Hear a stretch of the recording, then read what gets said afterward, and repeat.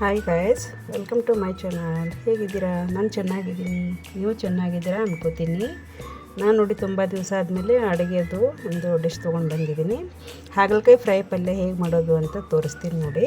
ಹಾಗಲಕಾಯಿನ ತೊಗೊಂಡು ಹೇಗೆ ಮಾಡ್ಕೋಬೇಕು ಪಲ್ಯನ ಅಂತ ಹೇಳ್ತಾ ಇದ್ದೀನಿ ನೋಡಿ. ಪಲ್ಯ ಚೆನ್ನಾಗಾಗುತ್ತೆ, ಸೂಪರಾಗುತ್ತೆ. ಮಾಡಿ ನೋಡಿ ನೀವು ಕೂಡ. ನಾನು ಈ ರೀತಿ ಮಾಡ್ತೀನಿ, ನೀವು ಹೇಗೆ ಮಾಡ್ತೀರೋ ಗೊತ್ತಿಲ್ಲ, ಬಟ್ ನಾನು ಈ ರೀತಿ ಮಾಡ್ತೀನಿ.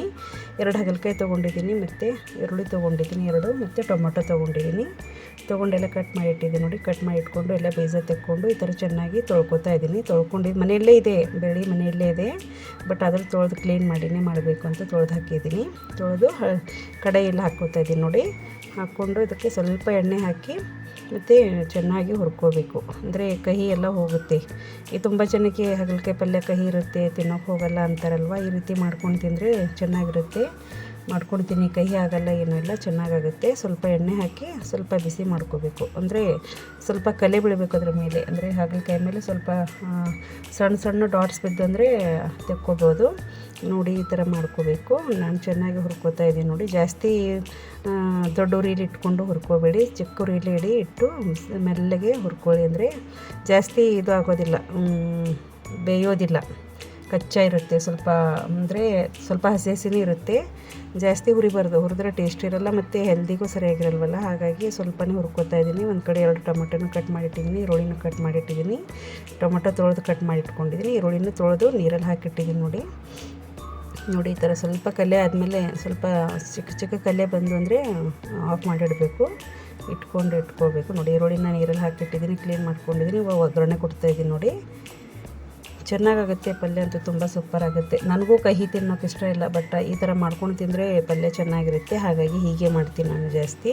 ಮತ್ತು ನೋಡಿ, ಎಣ್ಣೆ ಹಾಕಿದ್ದೀನಿ, ಜೀರಿಗೆ ಹಾಕಿದ್ದೀನಿ, ಸಾಸಿವೆ ಹಾಕಿದ್ದೀನಿ ನೋಡಿ. ಈ ಥರ ಹಾಕ್ಕೊತಾ ಇದ್ದೀನಿ. ಹಾಕ್ಕೊಂಡು ಇವಾಗ ಒಗ್ಗರಣೆ ಕೊಡ್ತೀನಿ ನೋಡಿ. ಕರಿಬೇವು ಹಾಕಿದ್ದೀನಿ, ಮತ್ತು ಸ್ವಲ್ಪ ಬೆಳ್ಳುಳ್ಳಿ ಸ್ವಲ್ಪ ದಪ್ಪನೇ ಕುಟ್ಟಿ ಹಾಕಬೇಕಂದ್ರೆ ಟೇಸ್ಟ್ ಬರುತ್ತೆ. ಹಾಗಾಗಿ ಬೆಳ್ಳುಳ್ಳಿ ಕುಟ್ಟಿ ಹಾಕಿದ್ದೀನಿ ನೋಡಿ. ಹಾಕ್ಕೊಂಡು ಇವಾಗ ಅದರಲ್ಲಿ ಈರುಳ್ಳಿ ಹಾಕ್ತೀನಿ. ಇವಾಗ ಈರುಳ್ಳಿನ ತೊಳ್ಕೊತಾ ಇದ್ದೀನಿ. ತೊಳ್ಕೊಂಡು ಈರುಳ್ಳಿ ಹಾಕ್ತಾಯಿದ್ದೀನಿ.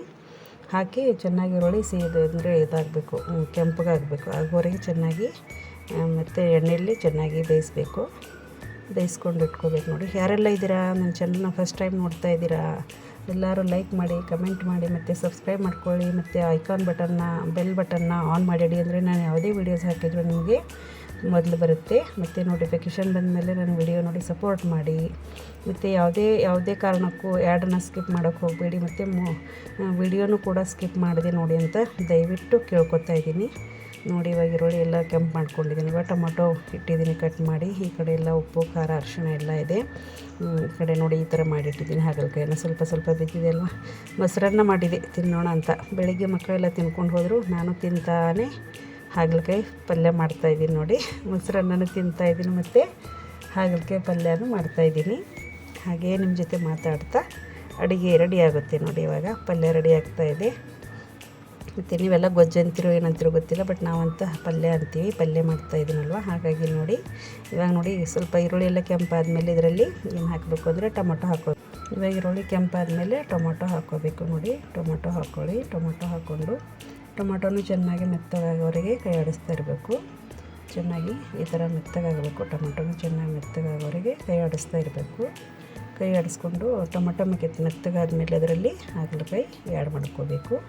ಹಾಗಲಕಾಯಿನ ಆ್ಯಡ್ ಮಾಡ್ಕೊಂಡ್ಮೇಲೆ ಅದನ್ನು ಎಲ್ಲ ಮಿಕ್ಸ್ ಮಾಡ್ಕೋಬೇಕು ಚೆನ್ನಾಗಿ. ಹಾಗಲಕಾಯಿ ಹಾಕಿದ ಮೇಲೆ ಎಲ್ಲ ಚೆನ್ನಾಗಿ ಕಲಿಸ್ಬೇಕು. ಕಲಿಸ್ಕೊಂಡ್ಮೇಲೆ ಹಾಗಲಕಾಯಿ, ಟೊಮೊಟೊ, ಈರುಳ್ಳಿ ಎಲ್ಲ ಮತ್ತು ಮಿಕ್ಸ್ ಆಗಬೇಕು. ಮಿಕ್ಸ್ ಆದಮೇಲೆ ಅದರೊಳಗೆ ಆಮೇಲೆ ಕೈ ಆಡಿಸಿ, ಈ ಥರ ಚೆನ್ನಾಗಿ ಕೈ ಆಡಿಸ್ಕೊಳ್ಳಿ, ಅಂದರೆ ಚೆನ್ನಾಗಿ ಟೇಸ್ಟ್ ಬರುತ್ತೆ. ಕೈ ಎಲ್ಲ ಹೋಗ್ಬಿಡುತ್ತಲ್ವ, ಹಾಗಾಗಿ ಟೇಸ್ಟ್ ಚೆನ್ನಾಗಿ ಬರುತ್ತೆ. ಇವಾಗ ನೋಡಿ, ಇದರಲ್ಲಿ ಇವಾಗ ಖಾರ ಹಾಕ್ಕೋಬೇಕು. ನಿಮ್ಗೆ ಎಷ್ಟು ಬೇಕೋ ಅಷ್ಟು ಹಾಕ್ಕೊಳ್ಳಿ. ನಾನು ಕಡಿಮೆ ಹಾಕಿದ್ದೀನಿ, ಅಂದರೆ ಪಲ್ಯನೂ ಸ್ವಲ್ಪನೇ ಇದೆ ಅಲ್ವ, 2 ಹಾಗಲಕಾಯಿ ಇದೆ ಅಲ್ವ, ಹಾಗಾಗಿ ಸ್ವಲ್ಪನೇ ಹಾಕಿದ್ದೀನಿ. ಅರಿಶಿಣ ಹಾಕ್ತಾಯಿದ್ದೀನಿ, ಮತ್ತು ಉಪ್ಪು ಹಾಕ್ತಾಯಿದ್ದೀನಿ ನೋಡಿ. ಉಪ್ಪು ಹಾಕ್ಕೊಂಡು ಈ ಥರ ರೆಡಿ ಮಾಡ್ಕೋಬೇಕು.